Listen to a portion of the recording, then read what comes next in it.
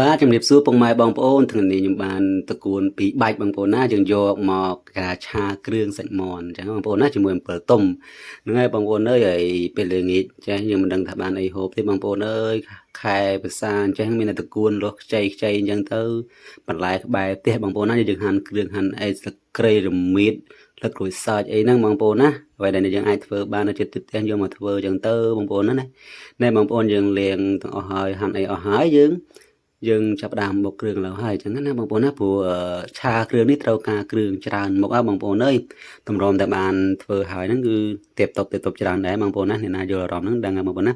នេះបងប្អូនមន់យើងអញ្ចឹងខ្លួនឯងអញ្ចឹងណាបងប្អូនណាយើងធ្វើទៅយើងយកមកហូបអីអញ្ចឹងណាបងប្អូនណាគ្រឿងមានអីមានម្ទេសមានអីទាំងអស់ហ្នឹងបងប្អូនណាគ្រឿងមួយមុខហ្នឹងយើងដាក់ផាយបងប្អូនមើលសិនហើយឥឡូវនេះយើងងាកមកឆាគ្រឿងឲ្យឆ្អិនតិចសិនណាបងប្អូនណាចាក់ខ្លាញ់ឲ្យដាក់គ្រឿងដែលយើងបានបូកមិញហ្នឹងយើងដាក់ឆាវាឆ្អិនទៅរួចហើយយើងចាក់សាច់មាន់ចូលអញ្ចឹងណាបងប្អូនយើងចាក់សាច់មាន់ចូលហ្នឹងយើងកូរវាចូលគ្រឿងចូលអីអញ្ចឹងទៅអញ្ចឹងណាបងប្អូនណាដើម្បីអីឲ្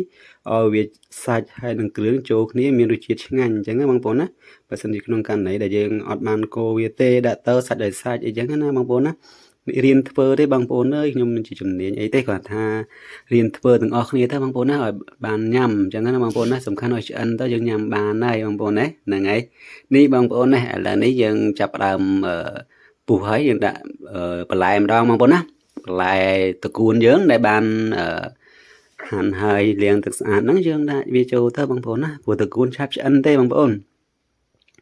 ហ្នឹងហើយបងប្អូនឥឡូវយើងកូរវាពី3ដងទៅដើម្បីឲ្យតកួនហ្នឹងវាចពពមកណាឆាប់ឆ្អិនអញ្ចឹងបងប្អូនឥឡូវដាក់គ្រឿងប៊ីចេងបន្តិចស្ករបន្តិចហើយនឹងថែមអំបិលបន្តិចមកអញ្ចឹងណាបងប្អូនណាដើម្បីឲ្យវាទៅมันល្មមដែលយើងអាចហូបបានអញ្ចឹងណាបងប្អូនណាឥឡូវនេះយើងដាក់ថែមរ៉ូឌីសតិចមកបងប្អូនណាដើម្បីបង្កើនរសជាតិព្រោះថាសម្លឆ្ងាញ់ដោយសារគ្រឿងអញ្ចឹងណាបងប្អូនណាឥឡូវនេះយើងចាប់ផ្ដើមដាក់គ្រឿងដាក់អីកូរមួយទៅមកដើម្បីឲ្យវាចូលគ្រឿងដែលយើងបានដាក់មិញហ្នឹង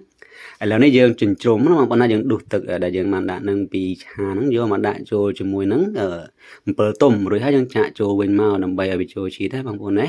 រួចហើយយើងកូរវាបន្តិចបន្តួចទៅទុកមកសន្ទុះមកវាពុះហើយគឺឆ្អិនហើយអញ្ចឹងណាបងប្អូនណាហើយពេលឆ្អិនអញ្ចឹងយើងចាប់ផ្ដើមដាក់ម្រះប្រៅចូលណាបងប្អូនណាហើយម្រះប្រៅនេះដែរបងប្អូនហើយជំនួយមើលទៅគឺឆ្ងាញ់ណាបងប្អូនណាតំណងដែរដាក់ទៅបងប្អូនណាហើយយើងគ្រាន់តែកូរត្រឡប់2 3ត្រឡប់មក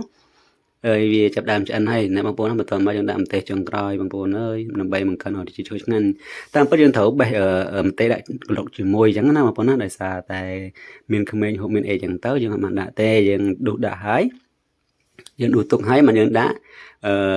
ម្ទេសចូលតាមក្រោយអញ្ចឹងណាដើម្បីឲ្យក្មេងៗបានញ៉ាំដែរឥឡូវរួចរាល់ឆ្អិនតែម្ដងបងប្អូនណាយើងបានដួសដាក់ចានដែកមួយយកទៅហូបហើយមកបងប្អូនមកញ៉ាំទាំងអស់គ្នា